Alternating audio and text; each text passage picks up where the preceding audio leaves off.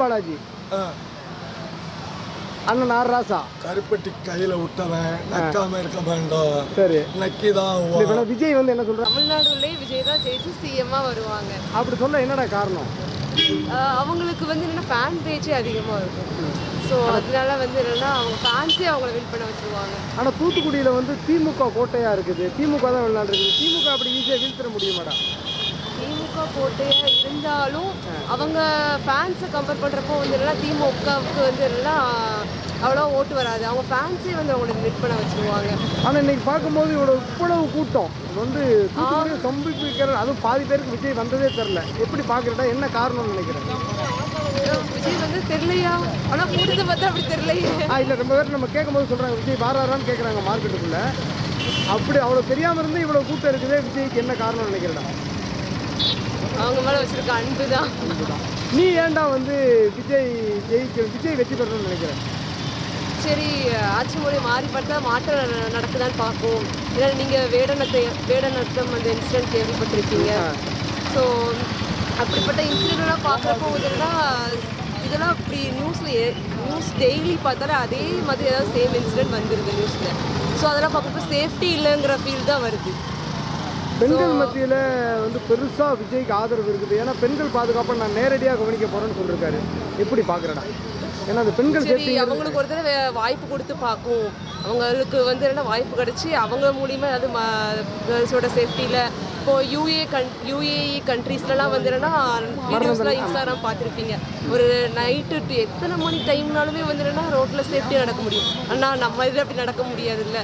So அவங்களுக்கு chance கொடுத்து அவங்க வந்து மாற்றத்தை கொண்டு வருவாங்க அப்படின்னு எல்லாரும் வந்து ஸ்ட்ராங்காக பிலீவ் பண்ணுறாங்க. இப்போ நீ ஓட்டு போட்டு விட, ஆனால் உங்கள் வீட்டிலலாம் வந்து விஜய்க்கு ஓட்டு போடுவாங்களா? அது வந்து பிள்ளைங்க சொல்கிறது தானே பேரண்ட்ஸ் கேட்பாங்க.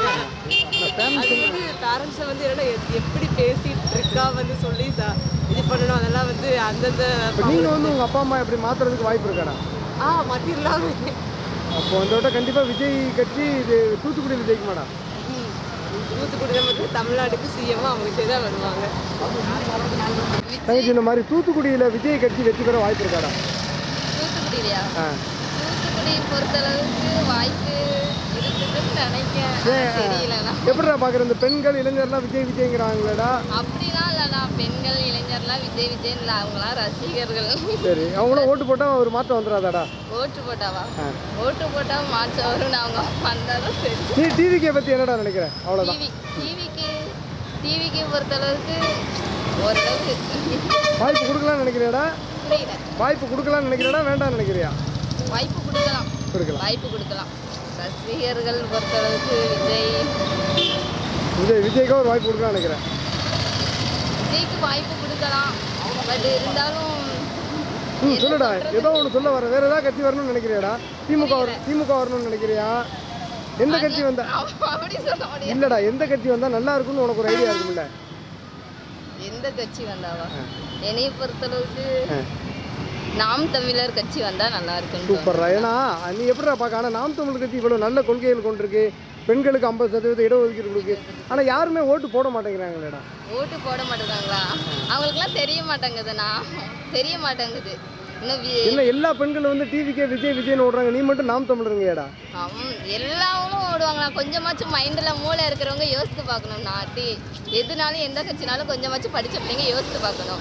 ரசிகர்கள் பொறுத்தளவுக்கு அண்ணன் சீமான் வந்தால் நல்லா இருக்கும். சீமான் வந்தால் நல்லா இருக்கும், பெஸ்ட்டாக இருக்கும். ஆனால் நீங்கள் சொல்லுங்க, நான் வந்து தூத்துக்குடியில் யாருன்னா வெற்றி பெறுவா?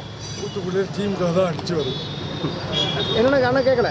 திமுக தான் அடிச்சு வரணும். ஏன் அப்படி வரணும்னு சொல்கிறது காரணம்னா, நாங்கள் மக்களுக்கு நல்ல செல்வாக்கு பண்ணியிருக்கோம், எல்லாம் செஞ்சுருக்கோம், இத்தனை சும்மா பண்ணியிருக்கோம்.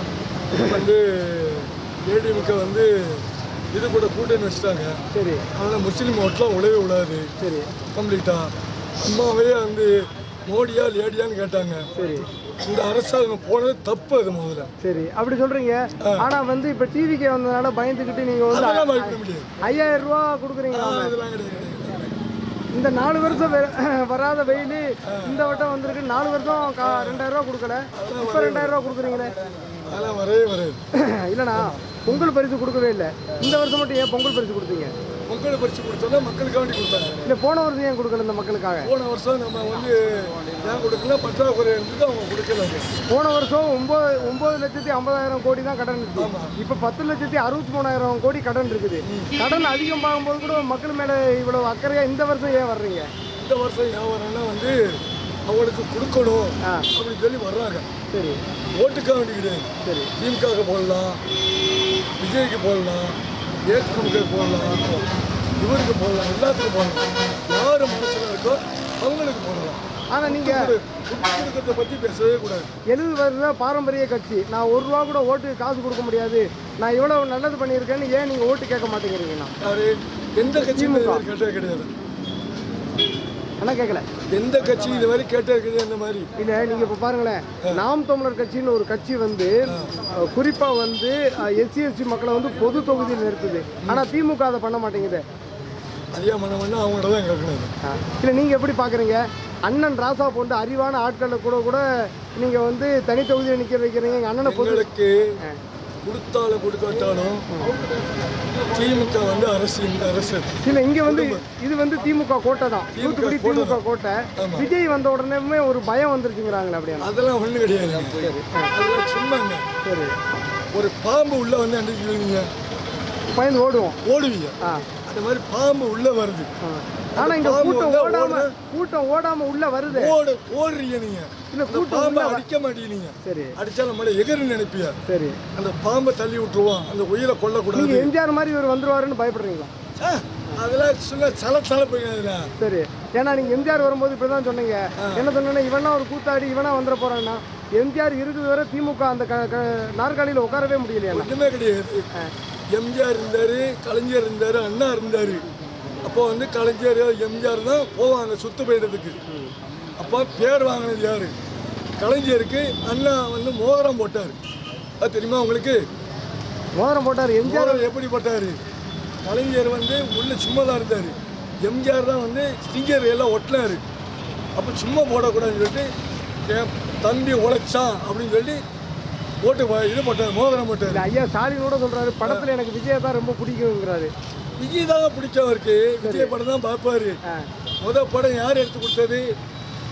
உதயநிதி ஸ்டாலின் வந்து அவரோட படம் பண்ணாரு விஜய் வச்சு. இல்லை, நீங்க நான் பொதுவாக என்ன கேட்குறேன்னா, ஏன் இந்த வருஷம் மட்டும் மக்களுக்கு இவ்வளவு சலுகைகள் செய்றீங்க? யாரு? திமுக வருஷம் செஞ்சு தான் இருப்போம். போன வருஷம் நீங்க கொடுக்கல, கடன் பற்றாக்குறை. நீங்க இந்த வருஷம் தான் 4 வருஷம் இதோட அதிகமா வெயில் இருந்துச்சு, 2000 ரூபா போட்டீங்களே. வருஷம் வந்திருக்கும். சரி, படம் வந்திருக்கும். அப்ப தேர்தலுக்கு இதுக்கும் சம்மந்தம் கிடையாது. தேர்தலுக்கு அதுக்கு சம்மந்தமே கிடையாது. சரி, பாக்குற மக்களே முடிவு பண்ணிக்கிறோம். பாக்குற மக்கள் எங்க இந்த 12,000 ரூபா கொடுக்குறாங்க ஓபிஎஸ். அவர்கிட்ட எப்படி கொடுக்காரு ஓபிஎஸ்?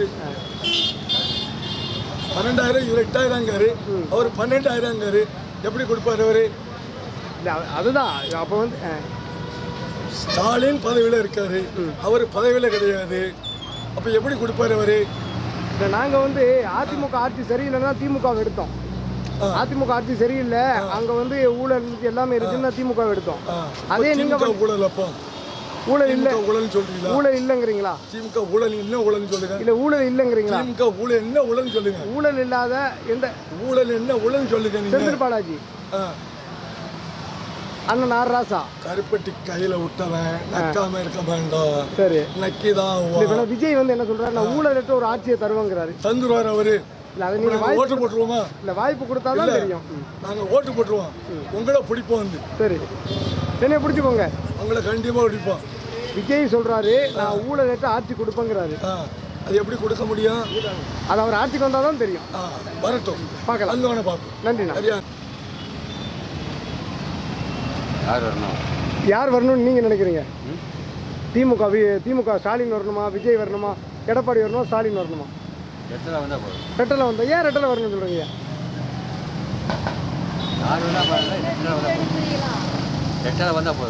எம்ஜிஆர் கட்சி. சரி, இப்போ வந்து அடுத்து எம்ஜிஆர் சொல்லி விஜய் வந்திருக்காரு. விஜய் நடிகர் விஜய் அடுத்த எம்ஜிஆர் இருக்க போறோம்னு சொல்லி வந்திருக்காரு. அதை பத்தி என்ன நினைக்கிறீங்க? வருவாரா? வரட்டும். ஒரு வாய்ப்பு கொடுக்கலாமா? கொடுக்கலாம். ஸ்டாலின் ஆட்சியை பத்தி என்ன நினைக்கிறீங்க? சொல்லக்கூடாது. ரைட்டு. சீமான் அவர் வரலாமாயா? சீமான், நாம் தமிழர் கட்சி சீமான் வேண்டாம். நன்றி. சார் தூத்துக்குடியில் சொல்ல முடியாது சார். சரிண்ணா, ஏன் நான் எப்படி தோணும்? டிஎம்கே வரலாம், இல்லை ஏடிஎம்கே வரலாம், சரி, இல்லை விஜய் வரலாம். அந்த மாதிரி ஒரு போட்டி இருக்குதாண்ணா? இங்கே போட்டி இருக்குது சார். போட்டி இருக்குது. ஆனால் கொஞ்சம் அதை நிறுத்திடுங்கண்ணா. அண்ணா இந்த மாதிரி என்னது மாற்றம் வரணும். சரி, ஏன்னா சீமான் வரதுக்கு வாய்ப்பு இருக்காண்ணா? சார் அது சொல்ல முடியாது சார். சரி, ஏன்னா திமுக நல்லதான், சீமான் வந்தால் யார் வந்தாலும் நல்லா தான். சரி, ஆனால் வாய்ப்பு இருக்குன்னு நினைக்கிறேன். ஏன்னா சீமான் போனதில் கொஞ்சம் பெரும்பான்மையான வாக்குகள் வாங்கியிருந்தாரு. ஆமாம். ஆனால் வெற்றி பெற வாய்ப்பு இருக்கா சார்? இங்கே வேட்பாளர் யாருன்னு இருக்காங்கன்னு தெரியல. வாய்ப்பு இருக்கு, வரலாம், அவங்க வரலாம். கொண்டு போகிறது வந்து ஏறலாம், வரலாம். சரி, மாற்றம் வரணும். நன்றிண்ணா. நன்றி. இங்கே வந்து டிவிக்கே விசத்து டிஎம்கே தான் போட்டிங்கிறாங்களே, எப்படி பார்க்குறீங்கண்ணா? இல்லைண்ணா, அது அவங்களுக்கு எல்லாம் வந்து இளைஞர் ஓட்டு. சரி, அவங்களுக்கு வந்து செல்லப்பாண்டியனை பற்றி அவங்களுக்கு தெரியாது.